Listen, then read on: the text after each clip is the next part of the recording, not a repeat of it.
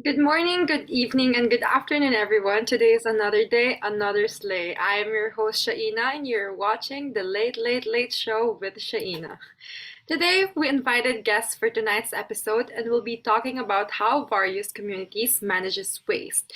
Without further ado, let's all welcome Miss Diane Kulala, Miss Rafi Nunez, Miss Natasha Zalameda, and Mr. Gabriel Chua. Can you please introduce yourself and communities you reside in? Starting with Miss Dayan, please. Hey guys, my name is Dan Kulala, and the community I'll be representing is Pasig City. So it's like every other city with developing its own malls, skyscrapers, restaurants, and many more opportunities for the people of Pasig. Currently, Pasig is considered the green city because of how the locals government's initiatives. So people can walk around, plants are around the roads, and wastes are recyclable. And next, Miss Rafi Nunez. Hello, everyone. I'm Rafi Nunez, and the community I reside in is in Alabang. So, living in Alabang, I would describe the area as very open space, peaceful, and has a clean environment. The parts of this community is well divided and accessible to each other because in the whole area there is a side that is busy with people, such as malls, hotels, and parks, as well as a side to it that only the locals like myself can see mostly in the high urbanized neighborhoods, making it a desirable community for a lot of people who would like to live away from the busy city life. Thank you for that. Next, Miss Natasha Zalameda. Hi, I'm Natasha, and the community I'm doing is Marikina. I actually currently reside in Las Piñas, but I decided to talk about Marikina because of the growth development it has in terms of waste management. It really is admirable, and I can't wait to share. Thank you. And next, Mr. Gabriel Chua. Good evening, everyone. My name is Gabriel Chua, and the city I'm representing is Taguig City.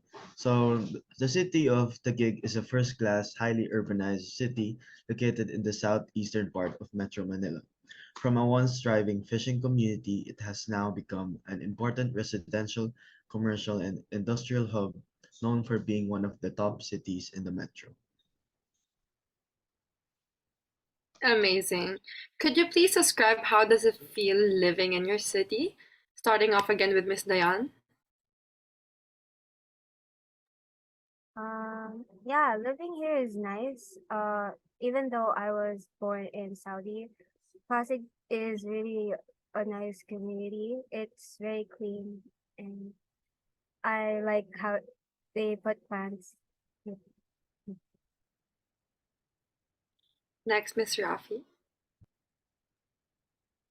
I think the community in Alabang is a very nice place to live in because although it's not a big area or space, a lot of the things that you would need in for like living like the hospital or supermarkets are very close to each other, so the accessibility is very nice as well. Miss Natasha. So while I was living in Marikina, I really liked it. It's actually one of the other than Manila, it's really one of the food cities. It really is nice there. And nowadays, it before it was a bit dirty, but now it's so clean because of their new waste management progress. So yeah, I really enjoyed living there. And Mr. Gabriel Chua. So I've been living in Taguig for just a few months. So based from my experience, it's very clean, and of course it's one of the cities that is more commercialized and more developed than other cities. And overall, it's a very nice place to live in. But what type of waste does your Can you say that again? It cut off. but what type of waste does your city manages?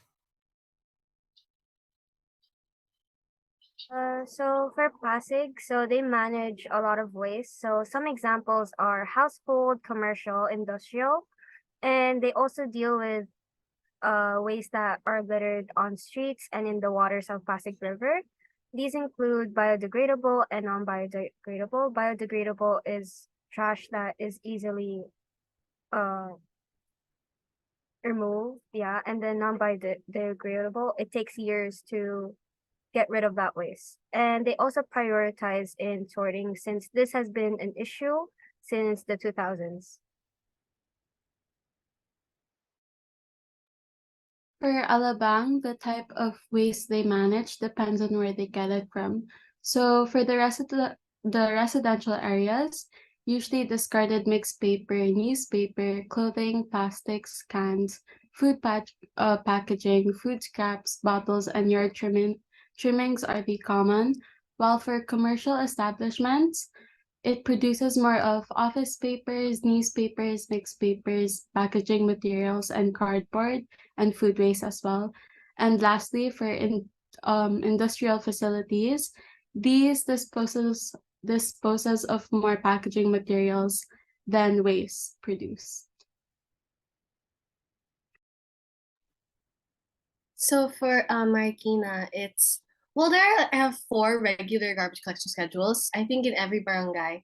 So there's the biodegradable, which is done twice, and the recyclables and special waste, and even the monthly collection of used cooking oil. Sorry.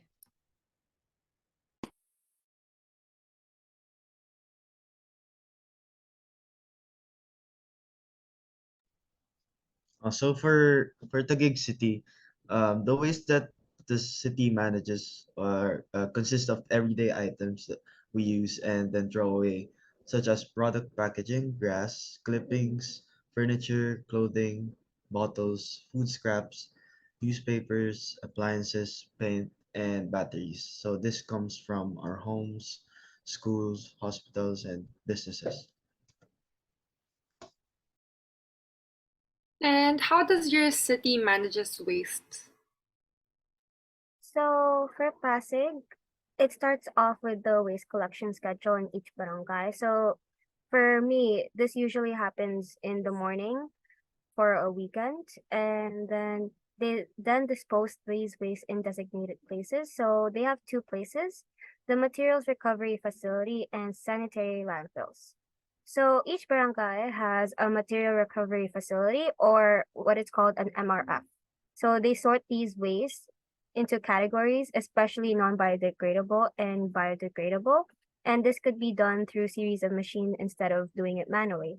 So our priority now is solid waste. So the Pasig local government, or the LGU, it has now introduced the mobile materials recovery facility, and this is given by the Embassy of Japan, and it is also in collaboration with United Nations Development Program and the Department of Environmental and Natural Resources, which is DNR. And it has become more efficient to sort out these biodegradable waste and to recycle more non-biodegradable waste. And with recycling, they could also use these plastics for eco-friendly bags and as eco bricks. And they also do composting. So the rest of those recyclables can be used for composting. And lastly, they use waste to energy plants. So they use this called refuse derived fuel facility, or the RDF. So it's a joint project between the Pasig government and with the IPM Construction and Development Corps. And then they use these trash to, which equivalent to fuel pellets as an alternative fuel to cement plants.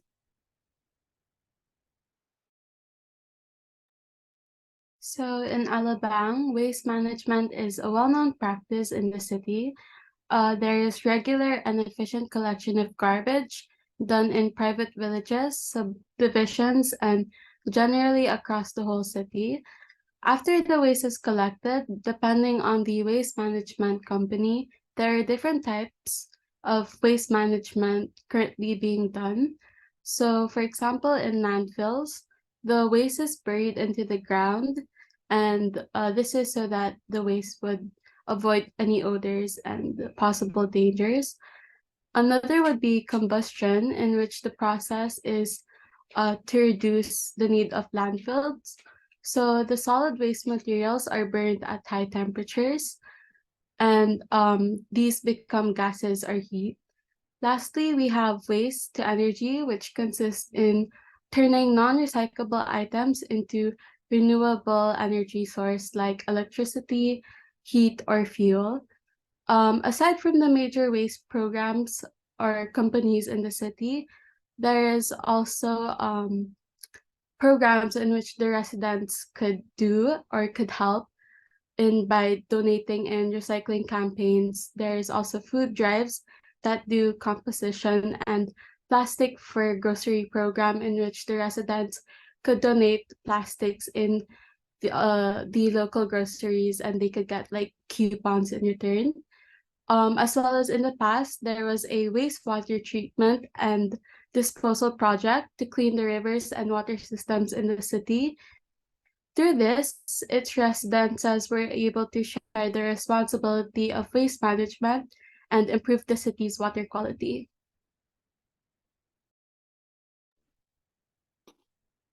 So for Marikina, actually it was noted as very unique for a local government unit center as their plan was actually really efficient and really effective with their solid waste management program. So basically how it starts is with the regular garbage collection. Then after collection, there is proper segregation takes place to determine which can be recycled and which shall go to the sanitary landfill. And because they treat waste as a resource, they also collect food waste from restaurants and turn them into compost, as well as fruits and vegetables thrown in public markets. So for items like styrofoam, stretchable plastics, and used cooking oil, they are used to make eco bricks or eco pavers for some of the city's infrastructure projects and even pots. The plastic bottles are also recycled into street decorations, among others. So the Waste Management Office, the WMO, administers the solid waste collection and disposal operations in the city. The city has at present like 18 compactor and 8 dump trucks. These trucks collect garbage from 14 barangays on a regular twice a week schedule. It's biodegradable and non-biodegradable wastes are separately collected by compactor trucks. The waste is then transported to a garbage transfer station where large dump trucks wait to transport the garbage to the sanitary landfill situated in San Mateo, Rizal. So the use of a garbage transfer station enables Marikina to boast like a garbage collection efficiency of about 98%. So yeah. So Taguig is among the first cities in the Philippines that which became clean mainly by segregating waste at source and diverting it. They did so by adopting the zero waste model. This model is all about significantly reducing waste, eventually completing and eliminating it. So Taguig City was able to establish a barangay ecological solid waste management program mandating correct segregation, collection, recycling, and disposal, as well as an MRF site for the barangay. In 2014, the ordinances were updated to respond to new developments. This further helped the work on ground. Today, 95% of the gigs household segregate their waste before it is collected. The city is now clean and free of litter and has shown remarkable progress in the fight against waste.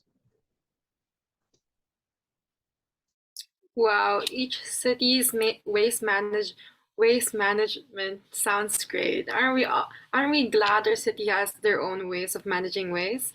But looking through it, personally, in your own thoughts, do you think these methods are sustainable? Why or why not? Is that?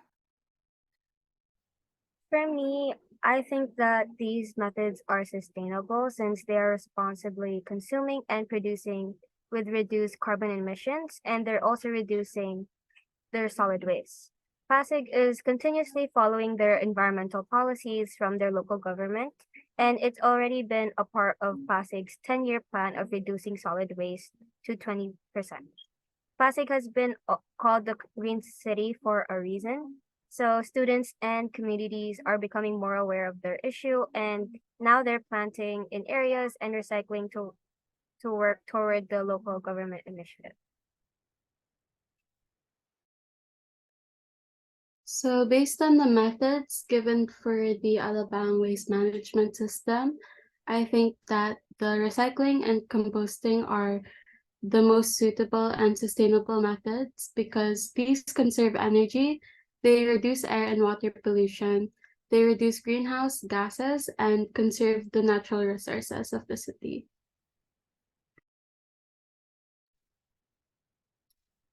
I do find it sustainable for my part, at least better than the waste management in the past, as it is environmentally friendlier. The operation of a garbage transfer station substantially reduced the breakdown of equipment and increased the number of trips of garbage compactors, resulting in reduced costs of garbage collection. So the city's initiatives on waste management actually earned Marikina the championship in the search for the cleanest and greenest municipality in the national capital region in 3 consecutive years. But that was like in the 90s. So of course over time it kind of degraded.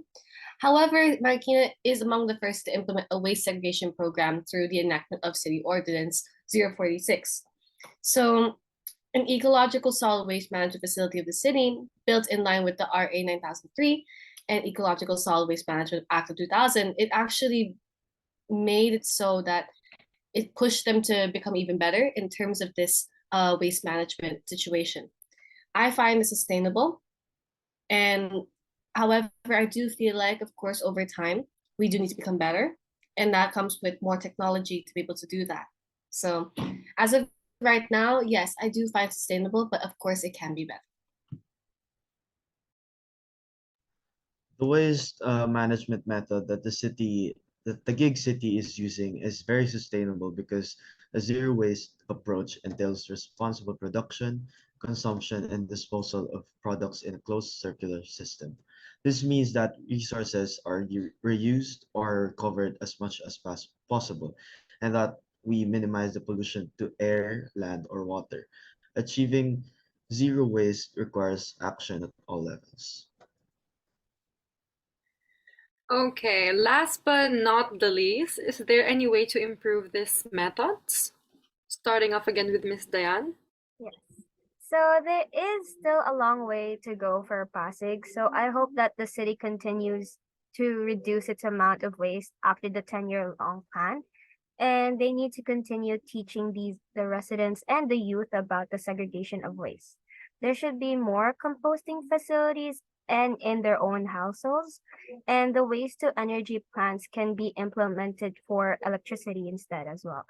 So they can also continue to clean up the Pasig River and to recycle the numerous plastics into accessories. I wish that they continue the pattern of responsible consumption and production for further generations.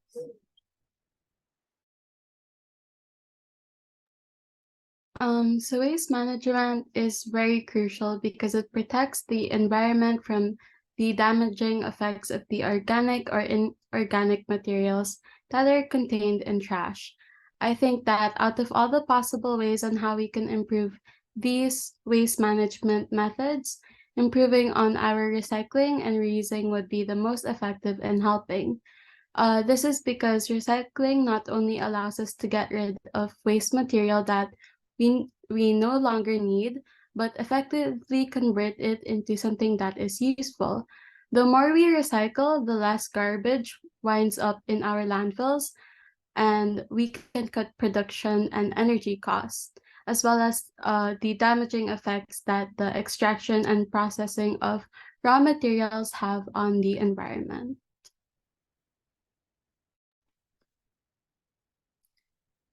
For this question, as far as I could think of, I'm sure that in the future there are better ways to be able to do this even more sustainably. But sustainability isn't much about how much you're able to save in the past, it's more about how much you can continue to do so in the future in terms of consistency. And as much as you can help that our planet can live a healthier and happier life. As of now, the methods that were utilized in order to create this waste management system are greatly sustainable and have clearly shown great effort and growth. So For me, I do think there will always be ways you can improve management systems. For example, innovation and technology. Investing in research and development of innovative waste management technologies can help improve the zero waste system.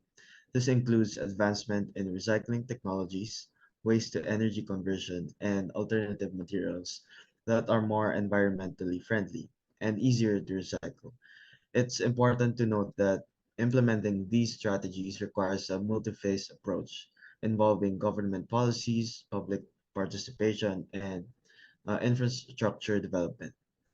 Continuous evaluation and adaptation of waste management systems based on local context and emerging technologies are also crucial for long-term success.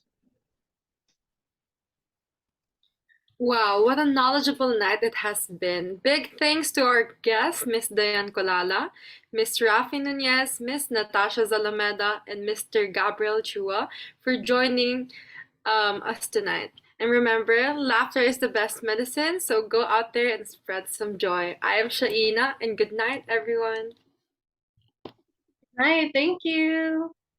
Bye. Bye.